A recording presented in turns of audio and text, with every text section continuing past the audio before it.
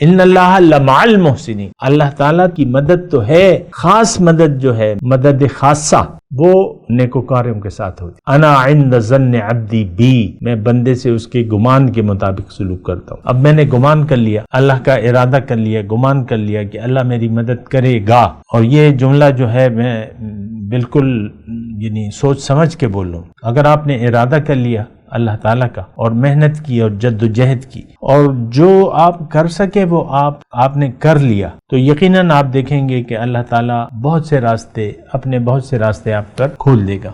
اچھا، پھر ایک اور یہ دیکھیں، یہ اگر میں شروع کروں تو یہ پھر ختم نہیں ہوگا یہ مضمون کہ اللہ تعالیٰ اپنے بندوں کی مدد کرتا ہے۔ اور جو میں آپ کے سامنے پیش کر رہا تھا کہ احفظ اللہ تجد، حضور صلی اللہ علیہ وسلم کی حدیث مبارکہ ہے، احفظ اللہ یحفظک، احفظ اللہ تجد ہو تجاہک۔ میرے خیال سے ابن عباس سے مخاطب ہیں، جو چچا کے بیٹے تھے نا، تو ان سے مخاطب ہیں کہ اے بیٹے احفظ اللہ، اللہ کی حفاظت کرو، یعنی اللہ تعالیٰ کے اوامر اور نہی کا خیال رکھو۔ یحفظک، وہ تمہارا خیال رکھے گا۔ احفظ اللہ تجد ہو تجاہک، دوبارہ حضور فرماتے ہیں کہ تم اللہ کی حفاظت کرو، تجد ہو تجاہک، تم اپنے سامنے اسے پالو گے۔